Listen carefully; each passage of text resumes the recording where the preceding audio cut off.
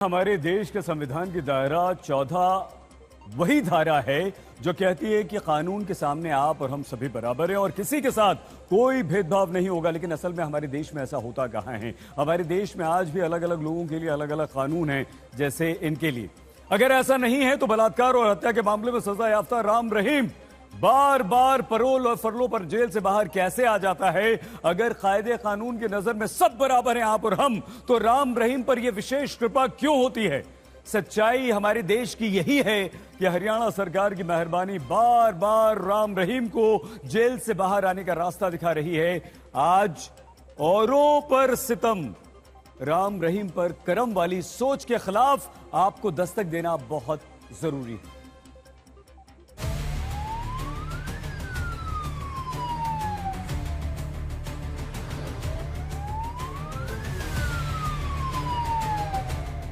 चमचमाती हुई इन्हीं महंगी गाड़ियों के काफिले में सजायाफ्ता राम रहीम परलों पर जेल से बाहर निकला।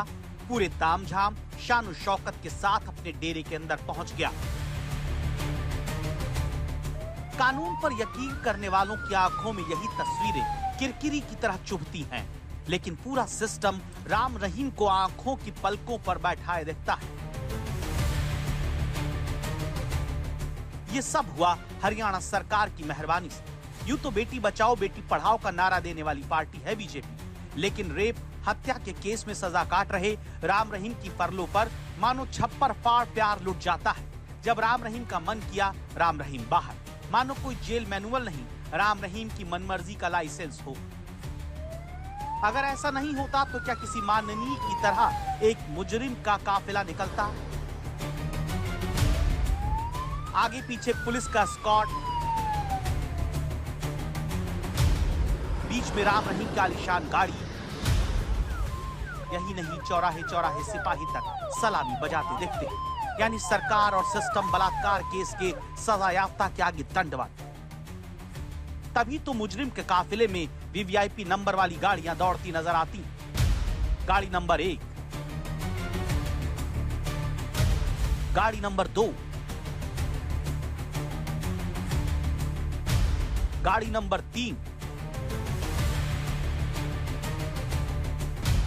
और ये चौथी गाड़ी। एक मिनट के लिए सोचिए, जेल की काल कोठरी में कैद मुजरिम के लिए चार दीवारी से बाहर निकलना एक सपना होता है। गलती से कभी बेल या परोल मिल गई तो भी कई बार जेल के अंदर ही बेल और परोल की मियाद खत्म हो जाती है। वो नियति को कोसता मर जाता है। लेकिन जब सरकार मेहरबान हो जाए तो राम रहीम जैसा एक मुजरिम भी पहलवान बन जाता है।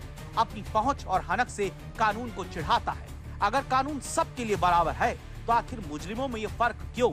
एक जेलों में सड़ने के लिए मजबूर, दूसरा जब चाहे जेल से बाहर। ये अंधा कानून नहीं है तो क्या है?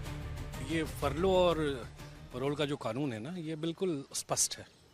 पहले तो हमें ये समझना होगा कि ये प्रिजनर का राइट है, लेकिन ये कोई एब्सोल्यूट राइट नहीं है। As a matter of fundamental right आप इसको डिमांड नहीं कर सकते हैं। ये स्टेट का डिस्क्रिशन है। लेकिन इस साहब के केस में, बाबा राम रहीम साहब के केस में, हमें जैसा लग रहा है कि ये डिस्क्रिशन कुछ एक्स्ट्राऑर्डिनरी वे में जाकर के उनको एज ए गिफ्ट दिया जा रहा है। एक स्टेट का उनको गिफ्ट है। कानून की कमजोर कड़ी को राम रहीम ने पूरी मजबूती से पकड़ रखा है। 7 साल में 13वीं बार राम रहीम जेल से बाहर है। 21 दिनों तक बाबा राम रहीम अपने डेरे में रहेगा। रेप केस में आजीवन कारावास की सजा जबकि काटना है। विचाराधीन कैदियों को परोल और सजा याफ्ता कैदियों को फरलों पर भेजे जाने का प्रावधान भारत के कानून में है, लेकिन वो वैसी स्थिति में जब एकदम इमरजेंसी सिचुएशन हो तब ये सुविधा दी जाती है। ये नहीं कि सुविधा भोगने के लिए इमरजेंसी सिचुएशन बना दी जाए।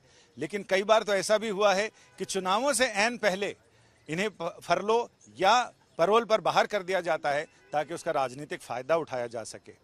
अब ये सरकारों को और न्यायपालिका को दोनों को इन चीजों पर देखने की जरूरत है। कैमरामैन प्रेमचंद के साथ संजय शर्मा, दिल्ली, आज तक। कहते हैं न्याय में देरी न्याय से इनकार है, लेकिन विडंबना यही है कि न्याय व्यवस्था भी आम और खास लोगों के अलग अलग है, अलग अलग नजरों से देखती है। आज राम रहीम जैसे मुजरिमों को कभी पैरोल तो कभी फरलों पर जेल से बाहर आने की आजादी है, लेकिन दूसरों को नहीं। एक रिपोर्ट के अनुसार हमारे देश की जेलों में कैदी 24,000 से अधिक कैदी हैं जो बेल मिलने के बाद भी बाहर नहीं निकल पाते, क्योंकि कभी जमानत की राशि नहीं भर पाते तो कभी किन्हीं और कारणों से जेल में कैद रह जाते हैं। मतलब यह हुआ कि कानून से मिले अधिकारों के बीच कायदे कानून ही ब्रेकर बन जाते हैं। आखिर ऐसा क्यों होता है? राम रहीम बलात्कार केस में सजा याफ्ता है। बलात्कार जघन्य अपराध है। कोर्ट ने राम रहीम को उसके गुनाहों की सजा दे दी, लेकिन राम रहीम और सजा के बीच में सरकार खड़ी है। हरियाणा सरकार की मेहरबानी है, वही मेहरबानी जो सत्ताधीशों द्वारा सुविधा में राम रहीम को पैरोल के रूप में प्लेट में सजा कर दे दी जाती है। ऐसा नहीं कि पहली बार किसी अपराधी या मुजरिम पर सरकार मेहरबान है। हरियाणा की सरकार राम रहीम पर इतनी मेहरबान कि बार बार जेल से बाहर आता है। तो आपको याद होगा कि कुछ वक्त पहले गुजरात सरकार की मेहरबानी से बिल्किस बानो के 11 गुनहगारों की रिहाई हो गई थी। बाद में सुप्रीम कोर्ट ने बिल्किस के गुनहगारों को वापस जेल भेजा। कुछ इस तरह ही 2013 में अखिलेश यादव की सरकार ने आतंक के केस को वापस लेने का निर्णय लिया था। यानी सरकारें अलग अलग, लेकिन मेहरबानी में कोई पीछे नहीं। कानून की कमजोर कड़ी हर बार सरकारों की मेहरबानी का हथकंडा बन जाती है। कानूनी तौर पे अगर देखें तो पेरोल जो है आपको प्री ट्रायल स्टेज में, मतलब जब आप ट्रायल चल रहा है तब अंडर ट्रायल रहते हैं तो मिलता है, और फरलो कन्विक्शन के बाद मिलता है। लेकिन इस साहब के केस में ये बड़ा अजीब सा घालमेल चल रहा है। कभी पैरोल पे निकल जा रहे हैं, कभी फरलो पे निकल जा रहे हैं, और एक्सेप्शनली नहीं निकल रहे हैं, एक्स्ट्राऑर्डिनरी बार बार निकल जा रहे हैं। तो ये चीज़ें जुडिशरी को भी संज्ञान में लेना चाहिए, क्योंकि आम आवाम के लिए एक बड़ा कौतूहल का विषय है कि what is so special about this man that he is getting benefit of A provision जो आम आदमी के लिए बहुत सरल वे में मुहैया नहीं है।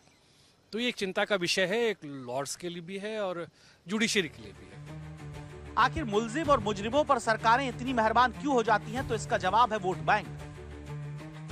इसे यूं समझिए कि राम रहीम एक धार्मिक संस्था का प्रमुख है। हरियाणा और पंजाब में राम रहीम के लाखों अनुयायी हैं। पार्टियां चुनावी जीत के लिए राम रहीम जैसे मुजरिम के साथ भी साठगांठ करती हैं। साठगांठ का सियासी फायदा पार्टियों को अनुयायी के वोट के रूप में मिलता है। बदले में पार्टी सत्ता में आने पर सुविधा देती है। यानी फॉर्मूला यही है, मेहरबानी करो बदले में वोट लो। कई बार ध्रुवीकरण के लिए भी मुजरिमों के साथ हमदर्दी दिखाई जाती है। एक वर्ग को खुश करने के लिए सरकारें ऐसे हथकंडे अपनाती आई हैं।